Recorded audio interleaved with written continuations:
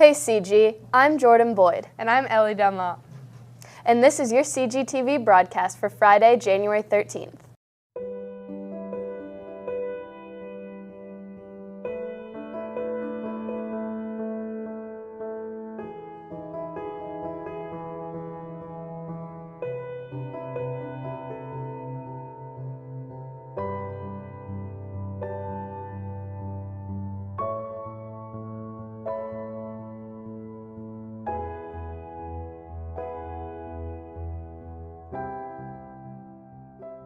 Just a reminder to turn in those parking permit registration forms until the 20th.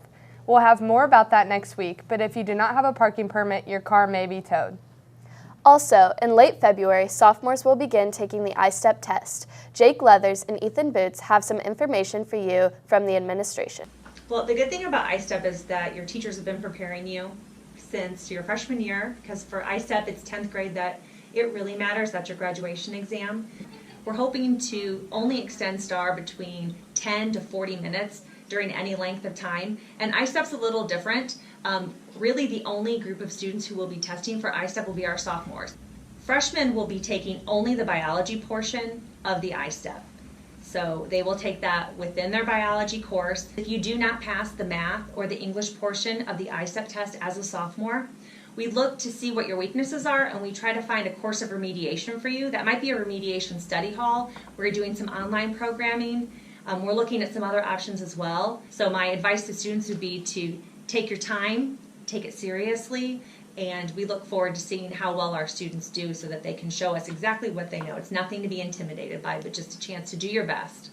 Thanks, Jake and Ethan. There are a few good opportunities available to students that we'd like to tell you about first. First, the business department would like to remind students of some dual credit classes offered at CG.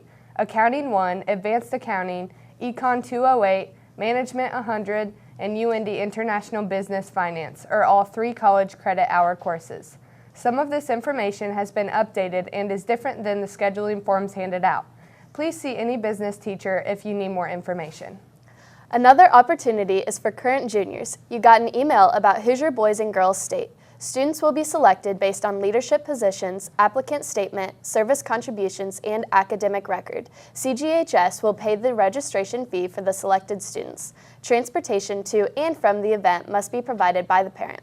Selected students will be notified by spring break. Apply online. Find the link on the CGHS homepage by February 3rd. Finally, we have an opportunity for those sophomores and juniors who have taken or are currently enrolled in Project Lead the Way class or Advanced Manufacturing and Logistics course. There is a paid summer internship available for you. Visit www.dreamitdoit.com or see Mr. Schultz in room 122 for further information.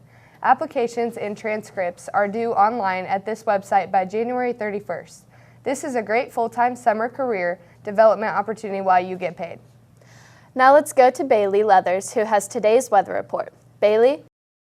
Thanks, guys. Hey, CG. It's going to be pretty clear today. You might see some sun before precipitation sets in tonight. But tonight, if you're going to the basketball game, be really careful because there's supposed to be some freezing rain, and that's going to make the roads really slick. Now, if you feel yourself sliding, you should turn in the direction that your back wheels are sliding. So if you're going to the right, turn your wheels to the left, and that will make sure that your car corrects, so you don't end up in a ditch. Now, have a good weekend, Charge, and stay safe. Back to you guys. Thanks, Bailey. Be careful this weekend, CG. And now we have a few club meetings to let you know about.